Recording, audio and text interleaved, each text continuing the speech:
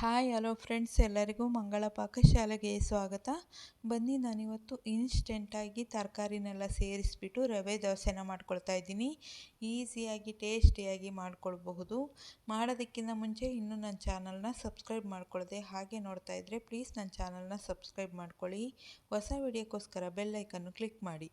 ಬನ್ನಿ, ಈಗ ಮಾಡೋದು ಹೇಗೆ ಅಂತ ನೋಡೋಣ. ಒಂದು ಚರ್ಕ್ಲಿನ ತಗೊಂಡಿದ್ದೀನಿ, ಒಂದು ಬಟ್ಲಿನಷ್ಟು ಉಪ್ಪಿಟ್ಟು ರವೆನ ತಗೊಂಡಿದ್ದೀನಿ. ಒಂದು ಪಾತ್ರೆಗೆ ಸೇರಿಸ್ಕೊಂಡ್ಬಿಡೋಣ. 2 ಈರುಳ್ಳಿನ ಚಿಕ್ಕ ಚಿಕ್ಕದಾಗಿ ಕಟ್ ಮಾಡಿಬಿಟ್ಟು ಸೇರಿಸ್ಕೊಳ್ತಾ ಇದ್ದೀನಿ. 2 ಟೊಮೊಟೊನು ಚಿಕ್ಕ ಚಿಕ್ಕದಾಗಿ ಕಟ್ ಮಾಡಿ ಸೇರಿಸ್ಕೊಳ್ತಾ ಇದ್ದೀನಿ. 1 ಕ್ಯಾರೆಟ್ನ ತುರಿದ್ಬಿಟ್ಟು ಸೇರಿಸ್ಕೊಳ್ತಾ ಇದ್ದೀನಿ. ಒಂದು ಸ್ವಲ್ಪ ಕೊತ್ತಂಬರಿ ಸೊಪ್ಪು.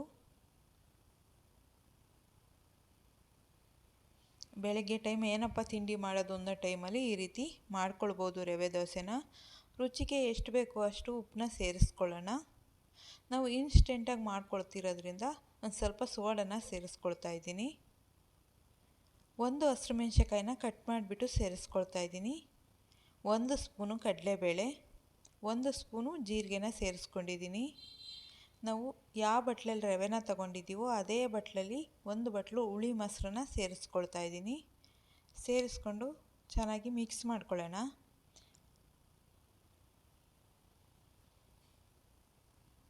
ಒಂದು ಸ್ವಲ್ಪ ನೀರನ್ನ ಸೇರಿಸ್ಕೊಂಡು ನಾವು ದೋಸೆ ಹಿಟ್ಟಿನ ಅದಕ್ಕೆ ಕಲಿಸ್ಕೋಬೇಕಾಗುತ್ತೆ. ಈಗ ನಾನು ಈ ರೀತಿ ಕಲಿಸ್ಕೊಂಡಿದ್ದೀನಿ. ಒಂದು 5 ನಿಮಿಷ ಬಾಯಿ ಮುಚ್ಚಿಬಿಟ್ಟು ಬಿಟ್ಬಿಡೋಣ, ಚೆನ್ನಾಗಿ ನೆನ್ಕೊಳ್ಳೋದಕ್ಕೋಸ್ಕರ. ಈಗ ಚೆನ್ನಾಗಿ ನೆನ್ಕೊಂಡಿದೆ, ನೀವು ನೋಡ್ತಾ ಇರ್ಬೋದು. ರವೆ ಎಲ್ಲ ಚೆನ್ನಾಗಿ ನೆಂದು ಬ್ಯಾಟರ್ ಕರೆಕ್ಟಾಗಿ ರೆಡಿಯಾಗಿದೆ.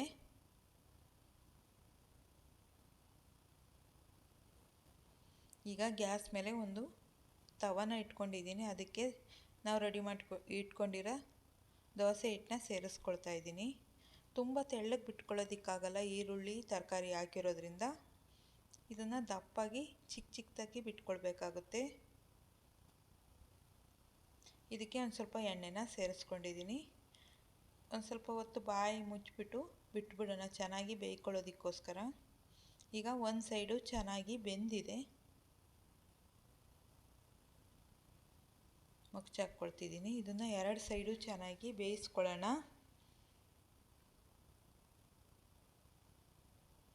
ಬೆಳಗ್ಗೆ ಟೈಮು ಏನಪ್ಪ ತಿಂಡಿ ಮಾಡೋದು ಅಂತ ಅಂದ್ಕೊಂಡ್ಬಿಟ್ಟು ಟೈಮಲ್ಲಿ ಈ ರೀತಿ ಮಾಡ್ಕೊತೀನಿ. ತುಂಬಾ ಚೆನ್ನಾಗಿರುತ್ತೆ, ಅರ್ಜೆಂಟಾಗೂ ಮಾಡ್ಕೊಳ್ಬೋದು.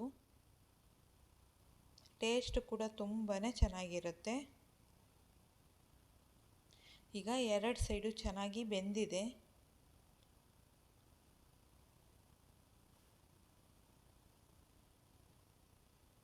ಈಗ ಒಂದು ತಟ್ಟೆಗೆ ಎತ್ತಿಟ್ಕೊಳ್ತಾ ಇದ್ದೀನಿ. ಇದೇ ರೀತಿ ಇನ್ನೊಂದನ್ನು ನಾನು ನಿಮಗೆ ಬಿಟ್ಟು ತೋರಿಸ್ತೀನಿ. ಇದನ್ನು 2 ಸೈಡು ಚೆನ್ನಾಗಿ ಬೇಯಿಸ್ಕೊಳ್ಳೋಣ. ನಾನು ತರಕಾರಿ ಹಾಕ್ತಲೇ ರವೆ ದೋಸೆನ ಮಾಡಿ ತೋರಿಸಿದ್ದೀನಿ. ನಿಮ್ಗೆ ಇಷ್ಟ ಆದರೆ ಅದನ್ನು ನೋಡ್ಬೋದು. ಇದನ್ನು 2 ಸೈಡು ಚೆನ್ನಾಗಿ ಬೇಯಿಸ್ಕೊಳ್ಳೋಣ.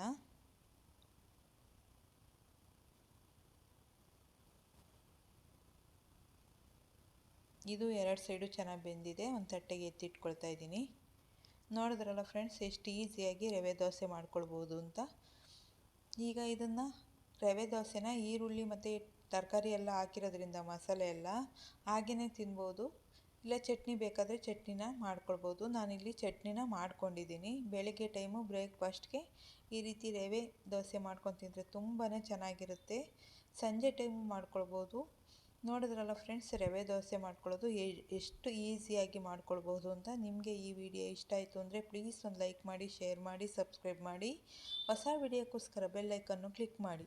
ಯಾರ್ಯಾರು ವಿಡಿಯೋ ನೋಡಿದ್ದೀರಾ ಅವ್ರಿಗೆಲ್ಲ ಧನ್ಯವಾದಗಳು.